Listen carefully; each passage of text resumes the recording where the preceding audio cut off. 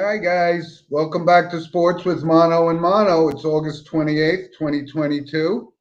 Summer's winding down, and as you can see, I'm with my partner, Steve. Hello, everybody. Welcome back to the show. Yeah, A lot to talk about, as always. we do. We do. We do. Well, as we always start off our show with the monologue, sponsored by Coriano Trucking, of course, from upstate New York in Summerhill. So I had my monologue, Steve, and we've talked about, you know, what it costs to go to a major league baseball game.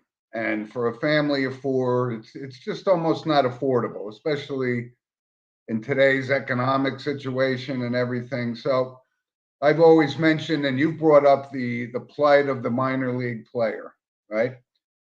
So my brother and I went up to the Sussex Miners game, and we were hosted by Justin Ferrarella, who's the general manager of the Sussex Miners. And I'm telling you, this is an absolutely great thing for a family to go to. It's affordable, it's reasonable. You're basically sitting right on the field. It's a small stadium. And they always, it's just a family friendly environment. And Steve and I used to go see our nephew Brendan play in the minor leagues. Somerset. Somerset, and we saw him play down in Lakewood. We saw him, it was just always the atmosphere is just great. And I really wanted to thank the Sussex Miners for inviting us up there and really experiencing it. And it was so funny because in one inning we saw like two major league plays. A guy from right field throws a guy out on a fly, a rope to third base. Didn't think he had a chance at all to get him. And then the next play, the left fielder lays out like an ironing board, makes a great catch, and it's just a great atmosphere. So, like I said, from an economic perspective, we all want to see Max Scherzer pitch and Jacob DeGrom pitch and Aaron Judge hit home runs, but not at the prices that they want. So the alternative is minor league baseball, and I really had a great time there. It's a great facility, and like I said, it's affordable for the family, and it's great. And you brought it up, Steve, with the minor leaguers. This is actually an independent league, Yeah. but one of the guys from the Sussex Miners team just got signed by the St. Louis Cardinals. So these are aspiring major leaguers. They're very talented kids, and it's an alternative for the family to bring your family out and see baseball. It's a great opportunity. Yeah, that's good. You guys went up after the show. You went up with our oldest brother, Ken, who our nephew, Brendan, or excuse me, Andrew, in this particular instance, is friends with Ferrarella, the GM. So, from what you informed me, that it was a great experience. It really was. It's right up Route 23 in Sussex, New Jersey. From where we broadcast in Oakland and Wayne, it's only 45 minutes most, Yep. and it's a great experience. And as I was driving to the studio today, I was listening to a caller on the radio, Yankee fan, and he mentioned that he took a soiree down to Somerset last night to take in the Somerset team because Anthony Volpe, the prize prospect of the New York Yankees, Yep. is being showcased down there. Yeah. And the guy, his opinion was, listen, I'm a diehard Yankee fan. I've been hard on Brian Cashman. Um, you know, Regarding the trade deadline, a lot of teams wanted Anthony Volpe, and as far as the Yankees are concerned, this guy is untouchable. Yep. And this guy said, Volpe's the real deal. And I kind of like, as I was listening to this caller, I kind of had this respect for him, if that makes sense. Mm-hmm. But he said Anthony Volpe, he looked at his footwork at shortstop. He has real good range. He led off his first at bat. He said he hit a frozen rope double. And, he's got speed. And he's just a good all-around ball player. Yeah. And look for Anthony Volpe, not next year, most likely, but I would say, without question, 2024 will be the starting shortstop for the New York Yankees. And my grandkids were at the Somerset Patriots game yesterday, Good. like for 15 or 20 bucks. Try to do that and get in Yankee Stadium. Cost you 50 just to get there. Right. But great experience. So let's stick with Major League Baseball for a minute because we're season's getting close to the last few weeks of the season. Yankees are, went through a little slump. They bounced back. They're, Not a little slump. right, but they're still 8.5 games up. The Dodgers in the National League West are like 18.5 up. Mets are kind of hanging in there. They're still winning. The Braves are winning, but the Mets keep on winning too. Well, let's talk about this Mets Braves thing. Yep. So this is history in the making here in the NL East. New York Mets won yesterday. It was Old Timers Day. Yes, Won it was. 3-0, right? And I wanted to cover Old Timers Day. But the Mets are now 36 games above 500. Okay? 36. Can't remember that in our lifetime. And they're only like 2 to 3 games ahead of the defending world champion Atlanta Braves, who are right there. So what does that mean? They're 34 games above 500. Yeah. This is unheard of.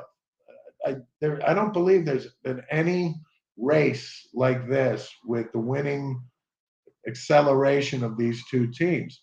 Yeah. So if you're 35 games up, wouldn't it stand to reason you should be what? 18 games. At least 10 games over 500. Right. Yeah. So this is unbelievable. The Braves might actually be better than they were last year. Okay. So this is a great race. And, I don't really think it matters who wins the NL East at this point, right? These two teams are probably going to square off in the playoffs.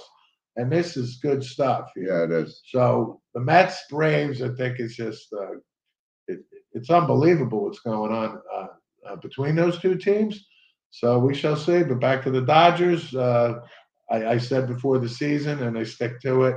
They're loaded for bear. 19-4 this month. Yeah, I'm all in on the Dodgers still. Yeah. Well, the two American and National League Central divisions, they're, Astros are running away with their division. American League, the Cleveland Guardians are, 8-game lead, but they're only 8 games over 500. They're irrelevant. Right. So it's really great. And we got, like I said, this guy Judge is starting to line it up. But the thing you mentioned with the Yankees going through this terrible August they had, they're still 8.5 games up. So, they're going to win that division. And then this could set up for a great matchup with, either the Dodgers or the Mets. I think those are the two teams to beat in the National League. And I still think the Yankees are the team to beat in the American League. Yep. And Judge he's got 49 home runs now. He's just having it's an MVP season for him, obviously. But to survive this horrible month that they have and still be 8.5 games up, it just tells how torrid the pace was in the beginning of the season. Yeah. I don't think the Yankees are doing anything in the playoffs. I'm saying that right now. I think Houston still has their number. I just think the Yanks are too inconsistent with the lineup. Aaron Judge is got 49 homers, and without Aaron Judge, where would the Yankees be? Really? Yep. Offensively, the guys are batting 220. Stanton's always hurt, as always. Yeah, like that. Mr. Cortez is now on the DL. Chapman's on the DL now. Chapman, but Chapman might as well just stay on the DL. He's done, as far as I'm concerned. Hey, we got a good morning from one of our loyal listeners, Tony. Tony, good morning. Good morning, Tony. Now, Tony reached out to me yesterday, and Tony has a little show that she's working on. I haven't had the opportunity to check it out. She asked for my opinion, and Tony, like I said earlier, I will check that out later today. Excellent. But it's so good to hear from you, and thank you for watching this. Tony's been with us for Tony is a loyal listener. Yes, she is. Absolutely. So just a couple other quick notes.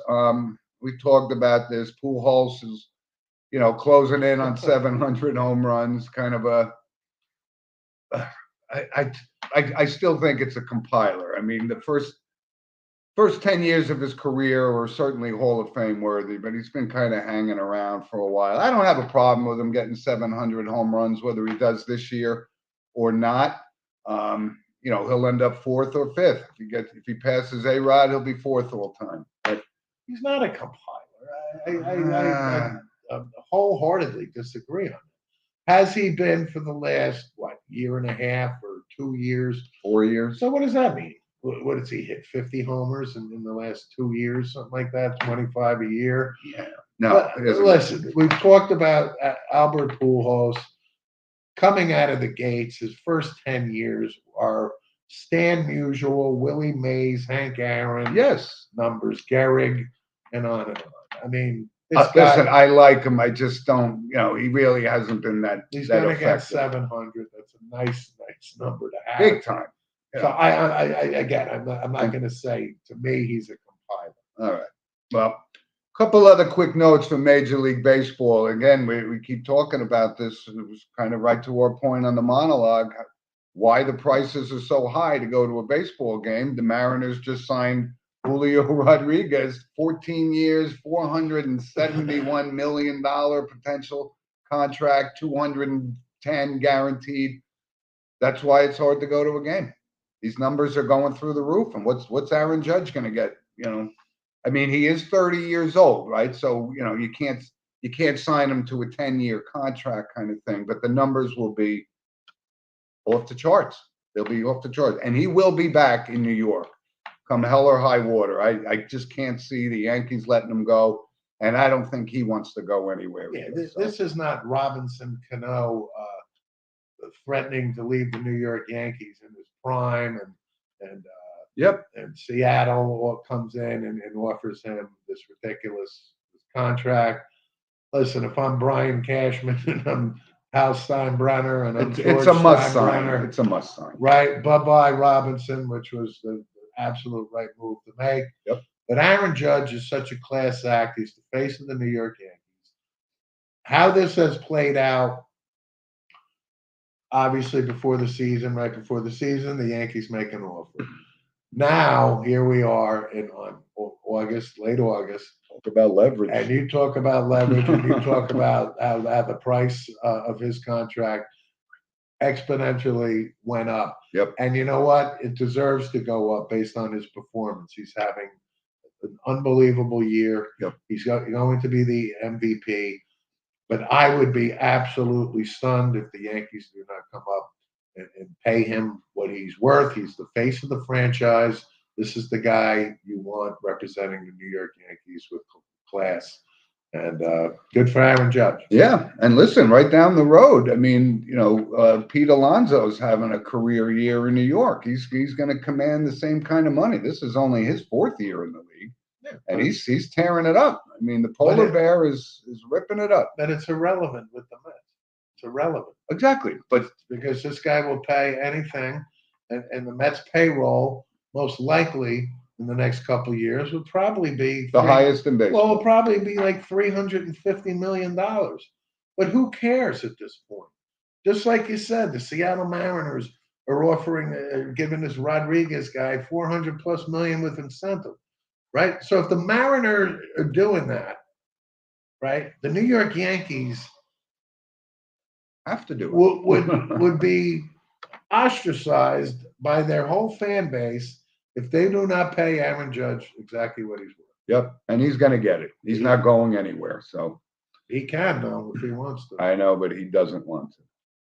So anyway, let's move on to the National Football League because that season is rapidly approaching. Yes, sir. And you missed one point on Aaron Judge. He'll be named captain as soon as he signs that signature on the contract. That's logical. I think it's a pretty big deal if you're a captain of the New York Yankees. Big time. That's true. That's a valid point. Yep. So let's move on to the National Football League. And Steve, I saw your Dallas Cowboys suffered a big injury, which could hamper them. Tyron Smith.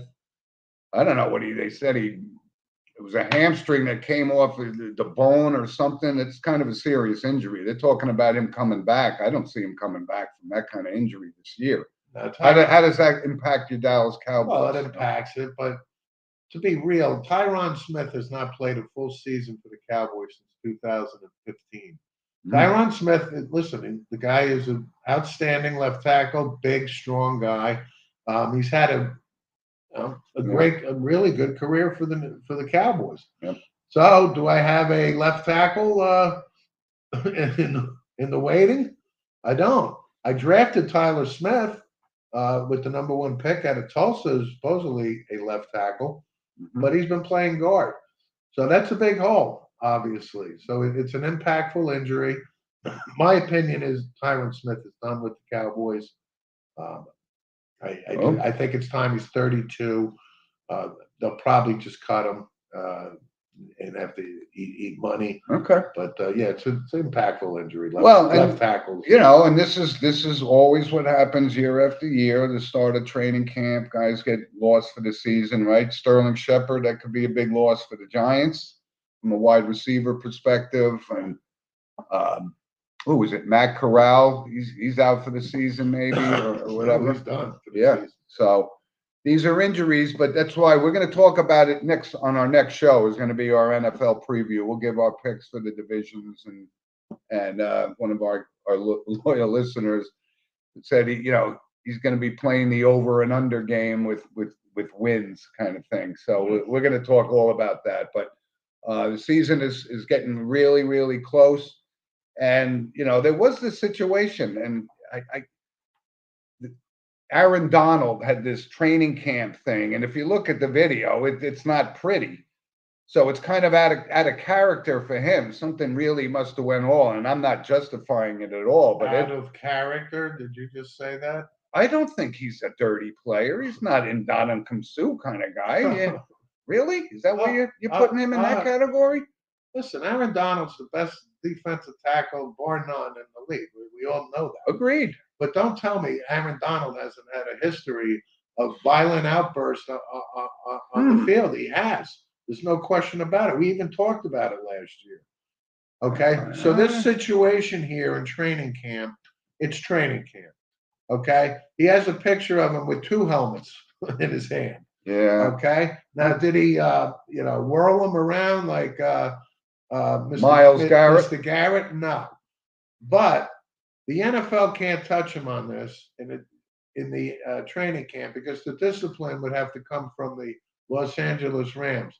And if you think the Los Angeles Rams are going to suspend Aaron Donald for even 5 minutes, you're crazy. Yeah, that's a kind of a crazy rule that the NFL doesn't have a jurisdiction over some discipline like that. I don't think it's crazy because we just talked about the Deshaun Watson thing where they don't have any final say really over it. So it's kind of, you need to be a lawyer to kind of navigate through all these rules and disciplinary and this and that and fines.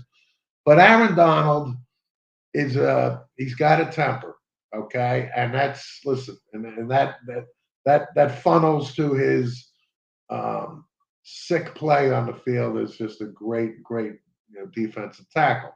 Yeah. But Aaron Donald has to rein this in. I said this last year. Aaron Donald's going to be his own worst enemy if he keeps it up. Tarnish his legacy kind of thing? Well, yeah. I mean, something bad could possibly happen with Aaron Donald out on the field. Yeah. Anyway, so we're going to talk a little bit more about the NFL. I don't even want to cover the Watson thing because I don't want us to throw up on the air, even talking about it. But so he's done pretty much for the year, 11 games, whatever. And listen, I like Jacoby Brissett. He's earned an opportunity to play, and I hope he plays well. Not that he's ever going to take the job away. You can't pay a guy $280 million and sit him on the bench. So when he's ready to come back, they'll put him in the game. But we'll talk a lot more about that. So, Steve, yesterday was kind of the unofficial kickoff of the college football season, and we know what's on the horizon. And you and I talked about this. I can't believe he even survived, but Scott Frost still the head coach of Nebraska. Yeah. This loss yesterday in Dublin and we love Pat Fitzgerald, 10 times over, but Scott Frost is not going to last the season at Nebraska, especially after that dumb onside kick. It was no need for it. They had the momentum on their side, and that actually cost them the game. And give credit to Northwestern. Pat Fitzgerald had his team ready to play. But Scott Frost cannot survive this. He was 13-0 at UCF. 5 years in Nebraska, he's like 15-40 or something. How is that even possible that he even survived this? No, he's not. So Scott Frost kept his job because he took a huge pay cut.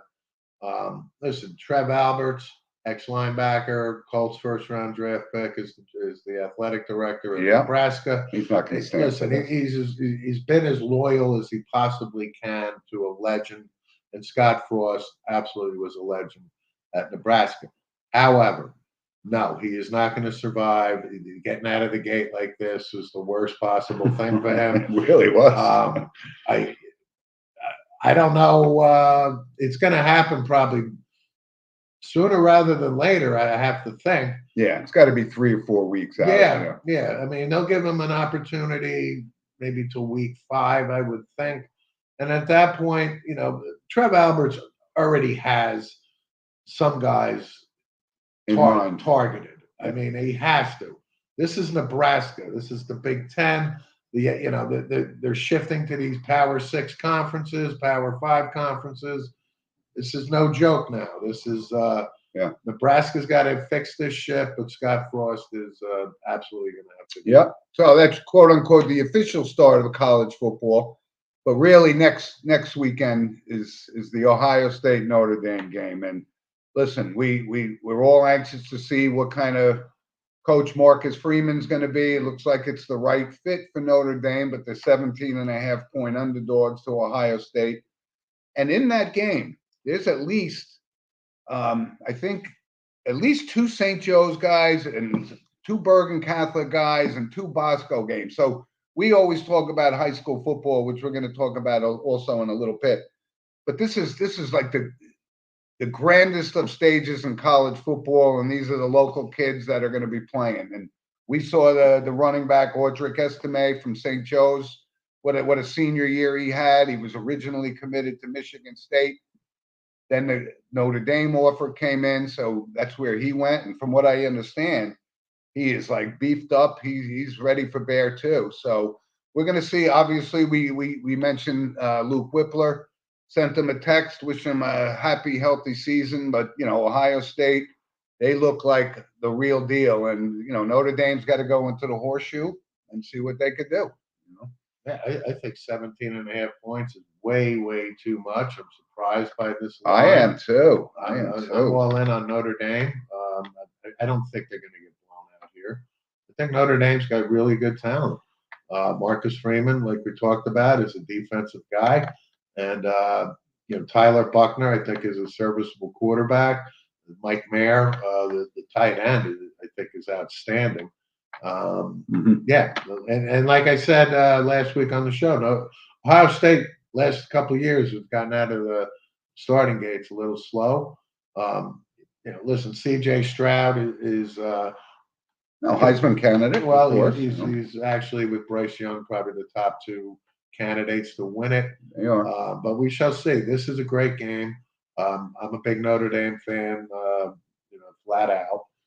So I'm not trying to be a homer here, but I think 17.5 points is an awful lot of points. So. Yeah, but that's a great matchup for the first game of the season. Oh, it's fantastic. So, yeah. Let's see how that plays out. Instead of the typical, Rutgers, right? Rutgers' first game is against Wagner. Okay. Now I get the historic nature of Wagner. It's local. It's Rutgers. I understand. Well, most schools put a couple of cupcakes on the schedule. Yeah, but Wagner, anyway. come on. I mean, this is to me. They'll win by 40 points. They better win by 50 points. Right. But listen, I get it. Wagner gets a nice payday. They get publicity, right? Rutgers has a home game. They start the season 1-0. I understand all that. But you're in the Big Ten now, Rutgers. I'm not down with playing like really the JV on this. So, Well, we're going to see what how this transpires, because Ohio State is actually playing at Rutgers this year, I believe, like in week 5. So, okay, they can beat up on Wagner, but let's see what they do on their home field against a powerhouse like Ohio State. And again, they're going to get murdered by Ohio State. well, I mean, We know that. They're going to lose by 40 points to Ohio State. yeah, at It's home, no question. possible, yeah. Not possible. Guaranteed. So, listen, college football, we're going to talk about it for the next 3 months, and it's exciting, and just looking forward to that first game of the season next week. And like I said, we're all looking at our one of our former teammates' son, starting center for Ohio State, Luke Whippler, probably going to win possibly he could win the Remington Award as the best center in the country, and he's going to be drafted. He's probably going to be drafted this year and in April. So, I mean, this is the kind of star power we see in New Jersey, and we're not dismissing the Californias and the Texases and the Floridas. I mean, these guys, half of the guys on Ohio State and Notre Dame are probably from those 4 states. So, but we got a lot of good things here in New Jersey, and as a matter of fact, and like I said, we're St. Joe's guys, but St. Joe's went down and played good counsel in Maryland and got beat up pretty good. But the top teams in New Jersey, the Bergen Catholics and the Don Boscos, also played out-of-state teams, and they rolled. So these are the powerhouses in New Jersey, and these are the players that, they got this kid on Don Bosco, Chase Ballatonis or something. He's a monster. I don't know where he committed to yet, but this is the kind of high school talent we see. And we always jokingly say, these guys play an SEC type schedule in high school football. There are no Wagners, no cupcakes that these guys play, and I can't wait. First home game next week. Yeah, I think it's a rebuilding year for St. Joe's. It's indicative, giving up 41 points. Good counsel, obviously, is a real powerhouse. Well, yeah. But so are we.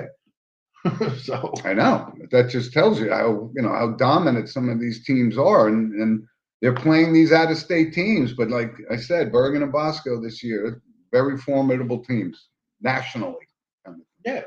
Right. So high school football is underway, and just a little side note: this is my grandson's first season playing football, and God, I mean, he couldn't be more excited. I mean, it's so awesome to see. I mean, Steve and I started at about the same age, 8.5, 9 years old. Very happy to see him play football. And of course, my daughter, a little nervous, the whole concept of contact and so forth, but the equipment that they have, it's just exciting for me to see. So go Logan. Couldn't be more proud. At 8 years old, trust me, it's the electric football game. It is. With the buzzing around. Right. I know. The old Monday night football game, right? Yeah. I know. But listen, he's so into it. I just can't wait to watch the development of this guy. It's just great to see. So what else, Steve? We got a lot of things going on, right? The Tour Championship, right? We've talked beat to death the whole LIV, and you just brought up before the show more defections, guys. Cameron Smith. All these guys are going over the money. Harold Vaughn. They can't turn the money down. But the Tour Championship is today. Scotty Scheffler back there, so it looks like it's going to be a 3-horse race. Right before the show, Scotty's up to right before the show, 22 under. He's got a 3-shot lead. Yeah, but when we say 22 under, it's a crazy scoring system. So he started the tournament 10 under par. But Patrick Cantley wins the BMW last week. He's starting to play. Yep, consecutive season. So, and Xander Schauffele. I was actually talking to somebody. Why hasn't this guy won more? He is so good, but he's he's probably got more top 5 finishes in the past 5 years than any golfer on tour. And I just hope he can turn that corner. And once he does, he's going to be a prominent golfer on the PGA Tour. Yeah, he's It's good. Yeah. So And he's in second place, I think, right now. So let's see if he can, win. but this Scotty Scheffler is, he's the number one player in the world. He's playing like the number one player in the world, and And if he wins today, he is. $15 million richer, by the way. So Thank you, Tony. It's great for you to see you. and good luck with your show. Good luck with your show. And like I said, I'll be in touch with you. And thank you for sending that to me. And I look forward to it. Okay? Yeah, we will. So what else, Steve? Let's. I don't know if we touched on it or finalized it last week, but the Joe Klecko, did we talk about him last week? Making certainly the finalist. I think we touched on it. Not that it's a done deal, but it seems to be a done deal. And again, I keep reflecting back on this, and when I see like guys like Randy Gradishar, Nobis, Kuchenberg, they're not in the Hall of Fame. It's losing its meaning as far as I'm concerned. Because this Randy Gradishar was if it wasn't for Jack Lambert, was the best linebacker in the NFL for 8 years. What else does he got to do? I don't get it. I don't get it. Frustrating. As long as Klecko gets in, I'll be happy in the short term. But these are the guys that belong in the Hall of Fame, and they're not in there now. So we keep reflecting and saying, if Dan Hampton is in the Hall of Fame, my goodness, how could these other guys not be in there? I know I beat it to death, but anyway, we're not going to touch base on the NBA this week because it makes me sick. This whole Kevin Durant situation. He tells the owner he wants the general manager and the coach fired, or he's going somewhere else. And this guy, get him off the screen, Rob. Thank you. That's a good one. I can't even discuss it. I just can't. Well, Kevin is just going to stay in Brooklyn. Yeah. We're working. Yeah, see how it works. It's okay. But the number 2 draft pick, right? Chet Holmgren. Yep. 7-footer, 190 pounds, soaking wet, out for the season. You wonder, is this going to be a Sam Bowie type thing where you get an injury that your body can't sustain, that kind of pounding on an NBA court? And he was covering the king. Yeah. Yeah. The commissioner. The commissioner. Oh, Steve, I got to bring something up because one of our the NBA, Patrick Beverly getting traded to the Lakers. big deal. No, it's not a big deal because that means Russell Westbrook most likely. I don't know. Well, who's gonna want to pay him $40 I million? don't know, but somebody will. I guess. Anyway, enough of that. That's it. That's all I had to say. I think that was the news of the NBA. Right. But I wanted to bring this up, and I just need the answer because you and I, when we see the Hall of Fame list, we go yes or no, right? That's simple. So somebody asked me, is one of our listeners, Abe, said, "Is Tony Romo a Hall of Famer?" I want your assessment of that. Not at all. Not at all. That was my initial thought. Very good player, had some solid years, threw for a lot of yards. But as soon as I said that, he asked me, "Tony Romo a Hall of Famer?" I said, "Absolutely not." Oh. Thank you. Yeah. And this is coming from a Dallas Cowboy fan, so no impartiality here. Sorry, Abe. Not one championship game. Yep. Nothing. Yep. Anyway, let's move on to random points of interest. And a bizarre story, this Aqib Talib thing with the coach that got shot, apparently by Aqib Talib's brother on the football field. And it looks like this guy started the whole thing. And of course, our random points, first and foremost, are brought to us by Lynch Toyota of Manchester, Connecticut. Thank you, Captain Lynch. What do you make of this story? I mean, this guy had a career in broadcasting all lined up, and that's what we keep talking about. It's these parents of these kids that cause more trouble, and now a football coach is dead over a football game. How absurd, how bizarre, just bizarre. And of course, he got immediately canned by Amazon, so his career in broadcasting is done, and his brother's probably going to jail. Crazy. Am I surprised? There's nothing that surprises me anymore. Nothing. But A little league football game. Obviously, it's disturbing as hell. Okay, Goodness. but No, am I surprised? Absolutely not. Aqib Talib? No, All right. not in the slightest. Just wanted to bring it up because it's so It's- bizarre that it cost the football Of- coach's life. Yes, I mean that's the tragedy in all this.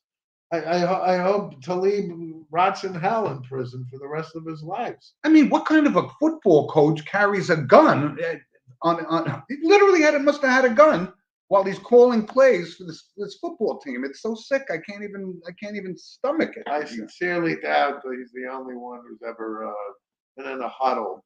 You know, I got to thank Snoop and I knew you. someone in Snoop's league. I knew you were going to bring that Was up. packing heat at some Hey, point. listen, he's never done anything wrong. I didn't say Snoop himself. I said in the Snoop league. Yeah.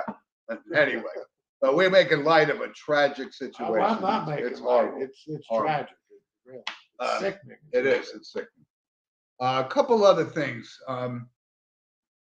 I did watch the Manti Te'o documentary on Netflix, Okay. and when this first came out, you and I were scratching our heads, go, this is so bizarre. But I highly And it was right recommend. before the championship game against Alabama. And he had 48 hours before. and he had the worst game of his career at Notre Dame in that championship. They got rolled by Alabama. But the whole story, and I think I may have jumped to some conclusions here that he was in on it. I just watched the documentary. It's bizarre to watch it, but it's a great documentary. I'm going to give this guy the benefit of the doubt that he was just naive. He wasn't in on this. He was just literally duped. This was the original start of what they call catfishing. He didn't even know what that was, but he thought he had this. But they used this picture of a girl who was gorgeous. So you could see why he would, he was enthralled by this. But I don't think he had anything to do with it. Yes, you can call him naive, but the impact it had, he had he would have been just a great football player, but he developed this anxiety thing, which kind of cost him, when he was. But the whole thing, he was going to be a number 1 draft pick, second in the Heisman Trophy win balloting, and he ends up going to the San Diego Chargers in the 2nd round, and boom, career over. But I don't think he was in on it. I really don't. I don't think so either. I think he, like you said, I think he's completely naive to this. He didn't know what the hell was happening. He was a good kid. And listen, he came from a good family and all that. Listen, they're one of our favorite movies is what? The Sting, right? It's a con, the con, right? So there's cons out there that people don't even know they're duped until that they don't even know they're duped. Right. So this is just another con, if you will, out there called catfishing. So Manti Te'o, fell for it, hook, line, and sinker. Embarrassing, of course it is. Big time embarrassing. Right? Absolutely. But you know what? It is what it is. But no chance he was in on it or whatever that means. There was no reason for him to be in on it. That's exactly, the thing. Exactly. But it's a story worth watching, as bizarre it is as it is. So the man behind Renea was her name, and the image that she created was this fictitious thing. But soon as Notre Dame got wind of this, what's his name, Jack Swiatek or something, Swibert, the head of Notre Dame, so we got a big problem on our hands. So it was a public relations disaster, and it impacted Manti Te'o and it ultimately cost him a career in the NFL.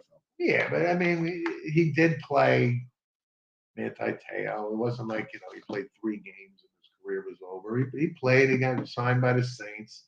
He probably played 6-7 years. Yeah. But nowhere near to him coming into the NFL without this baggage. If he didn't have this baggage and this emotional hangover from this, could have been a great player. Well, he was a great player. He was a great player. He really was a great player at Notre Dame. He's one of the all-time best linebackers at Notre Dame. Nobody can take that away from him. All-American, bona fide All-American. And it's unfortunate that his NFL career But here was was severely impaired. something that I didn't even know, which I found out in the documentary, was he was all set to go to USC. He wanted to go to USC, and then he went to Notre Dame. He listened and had this thing like, God told me, you're going to Notre Dame, and whatever that was changed his mind. But he was one of the greatest players. But he was all set to go to Notre Dame. I mean, Southern California, which I didn't realize. Well, I mean, he was highly. Yeah, he was. But he was a good kid, and I feel bad for him. It's a tragic story, but I give him credit for coming out and sitting through this documentary and just trying to explain, what happened. But it was a great story. Great story. A couple other little things. And I didn't realize that this is a real possibility. You and I have talked about the Major League Baseball and some of these rule changes, right? The runner on second, an extra inning. So silly that I can't even comprehend. Now they're talking about making the bases bigger. I mean, Puffy bases. why are we altering the rules of the game that have been around for 100 and some odd years? It's so strange. Like, what is enlarging the bases? What is that supposed to accomplish? Do you know? Yeah, lessen injury. So if somebody's sliding into second base and you have a bigger bag, Well, I guess. I mean, they all wear oven mitts now. Outside it, well, I mean, it's the spiking of the shortstop and the second base. Avoid collisions, if you will. Making the bases bigger. Listen, I didn't write the rule, nor would I have ever written this rule. I just can't stand it. I equate it to the Driving me puffy shirt on Seinfeld, puffy bases. Puffy bases. They probably started out as puffy bases. Yeah. They didn't have these bases locked into the ground, but It's ridiculous. it's a bizarre thing. One other thing was Nick Saban, right? I think we would all agree, probably the best college football coach, maybe of all time, right? And Alabama. Chris Russo doesn't think so. Did you see the exchange between Mad Dog and Stephen Ace? Yeah, something. Who did they say who did he give credit to? Some guy at like Lafayette College or something? Russo's all-time best coach is Ara Parseghian, Notre Dame. Northwestern Notre Dame. Yeah. And Stephen A looked at him like incredulous and said, listen, to me, Nick Saban is the best coach in the history of college football. I can't disagree. Surpassing the Bear. Okay. He's got 7 national titles. Russo's argument is, well, anybody with that roster can win 7 national titles. And then the counter to that is, well, who recruited the roster? Nick Saban. But my point is, he's finally the highest paid coach. He's always been the highest paid.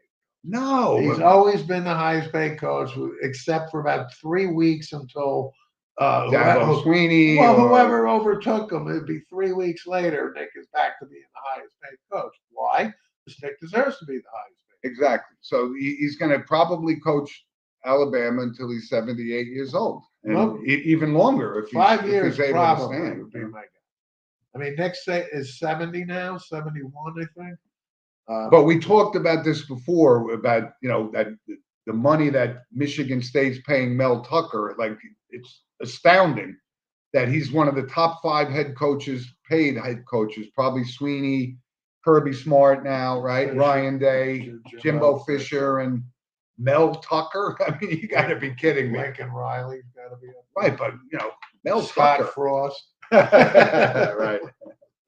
But anyway, I just wanted to say, Alabama's in pretty good hands for at least another half a decade. You say, I think he might go till he's 78. Nick Saban goes as long as he wants. Because he just lives and breathes football. Yeah. Anyway, one other random point of interest I wanted to bring up, because it makes me sick.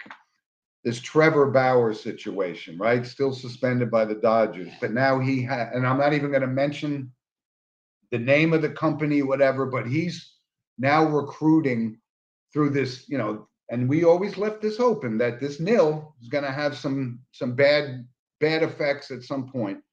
He's recruiting these college baseball players to promote his I guess, a clothing line or some kind of thing. I mean, why would anybody even consider doing anything with Trevor Bauer? I mean, the guy's an animal, an animal. She's innocent until proven guilty. Oh, well, And listen, listen, he wasn't indicted. he didn't deny it, He wasn't indicted. but he says it was consensual. Listen, But he's a violent predator. I understand. And I wouldn't, You know, not for $1 million would I sign up for his. listen, the similarity between Trevor Bauer and Deshaun Watson is they both went, in front of, whatever, grand juries looked at both cases. Both came back with refusing to indict. Does that mean they didn't do it? I think we all know Deshaun Watson with 60 women. Let's be real here. Trevor Bauer, did we ever hear of this type of sex, if you will, to this level? Violent. That is considered quote unquote consensual? No. Trevor Bauer is a pariah amongst his peers in Major League Baseball. The Dodgers signed him to this huge contract, and the Dodgers are going to want nothing. He will never play for the Dodgers again. I don't think he'll Now, ever will play he in ever Major play League. for anybody else again? I don't I think so. sincerely doubt it because it's probably not good for business. But Okay. this should be what happening to Deshaun Watson. He should not be playing in the NFL. No team should want to be associated with a guy like this, let alone be your starting quarterback. Yep. And pay him guaranteed money after the fact. Right. And that's, to me, so grotesque. It's unbelievable. Exactly. And it's why you and I are kind of losing our luster for the NFL, because it's just, these are the kind of people that we're going to sit and root for on a Sunday Not me. afternoon. I can't do it. Not me. Anyway, I wanted to bring that up. I'm not promoting him because he's an animal, but I just hope some of these good kids that are, have their futures ahead of them don't associate themselves with him. Anyway, Steve, let's go to some notable passings. And unfortunately, there were a couple of newsworthy notable passings. Just after we wrapped up last week's show, we find out that Tom Weiskopf, 79, if it wasn't for Arnie, Jack, Gary, and Tom Watson, would have been considered one of the all-time greats. But he couldn't beat Jack Nicklaus. One thing I didn't know, he was also an Ohio State guy. Yeah, I knew that. Just a couple of years behind Jack Nicklaus. I knew that. But he was a great golfer, but he only won one major, came in second probably 5 times. But, he ran up against these, very similar to these up-and-coming tennis players who came up, right? We talked about Marty Fish and all these. They came at the wrong time. When we got a Federer, Nadal, and Djokovic, Weiskopf had his Nicholas Palmer player and Watson, and he just couldn't get over it. But he was still a great guy and designed a lot of golf courses and was very successful in business. A terrific career. Yeah. And listen, guy's resume, he's got nothing to be ashamed of. Absolutely not. Tom Weiskopf was, friends with Jack and friends with Arnie. He was friends with, and just couldn't beat them. Well, listen, who could? Nobody could. Nobody could. Anyway, but I wanted to No, certainly we'll pass mention that big time. Well, you did. I think before we go on, you did mention Joker. I think it's important we know that He will not be playing in the he U.S. will not be Open. playing in the U.S. Open. So I think we needed to acknowledge that. Yep. And so it's a wide open field then. And that just leaves, the best is not playing in the best tournament that the United States has to offer. But, he stood by his principles. And Serena Williams, by the way, is probably, this is her swan song as well. Yeah. A couple other notable passings and this was big. This was big for us. We were a little young to remember him in his prime, but Len Dawson, right? Longtime quarterback of the Chiefs. We certainly remember him as 25-year host of HBO's Inside the NFL with Nick Bonacone, right? And Len Dawson was 87 years old, and we saw something on him. He was put into a hospice a few weeks ago, which we knew was the ultimate decline. But you know what? He was a gentleman. He was the NFL Man of the Year back in like 1971. Won the Super Bowl with the Chiefs. Just a great guy. I mean, really, nobody had any bad things to say about him. And I kind of laugh at that iconic picture of him at halftime, sitting in the locker room, smoking a cigarette and drinking a Fresca at halftime of the Super Bowl. I mean, unheard of today, but it was iconic. It's awesome. Lenny Dawson played at Purdue. Was All-American at Purdue. Purdue had great quarterbacks. They did. He had a big win against Notre Dame in his career. Len Dawson, I think, was drafted by the Pittsburgh Steelers, if I'm not mistaken. Had only played like briefly with them. Hank Stram loved him, and Hank Stram was instrumental in getting him over to Kansas City, and from there, Len Dawson, Hall of Fame career. Super Bowl champ, and like you said, iconic broadcaster. One of the few that are in the broadcast, the Hall of Fame as a broadcaster and a player. And a complete gentleman. Yep. And Len Dawson lived a great life, 87 years old. Yep. R.I.P. to Len Dawson. Big notable for Sports with Mono. Like Len Dawson is the type of guy or athlete or man that you want to root for on a Sunday. That we revere. Yep. And unfortunately, in today's NFL and sports in general, hard to find those guys. They are few and far between. Yep. All right. And then we have to report on Aqib Talibs and Deshaun Watson. And it's just not Henry Ruggs, and it just doesn't stop. One of the good guys, though. Big loss for NFL. R.I.P. Len Dawson. Yep. And one other from the world of sports, and we remember him, kind of, had a serviceable career. John Wackenfuss. John Wackenfuss. The name itself was very unique, but John Wackenfuss. All right, good Bob Shepard there. But John Wackenfuss was 78 or something, but had a good career, And you thought, right? You mentioned he was probably the catcher after Bill Freehan and before Lance Parrish. I think that was good. Yeah. You were right. And a utility guy too. He played first base, third base. Second, like 270 lifetime average, serviceable. But he was a utility player and played for a couple teams. Remember him as a Detroit Tiger. Yeah. R.I.P. John Wackenfuss. Excellent. One of the best names, by the way. Big time. Oh, huge. Actually, I stand corrected. He was 73 years old. Okay. But we remember him certainly playing against the Yankees. Yeah. Couple notables from the world of entertainment. And one of the most beloved movies of all time was It's a Wonderful Life. So Virginia Patton, who played George Bailey's sister-in-law in the movie.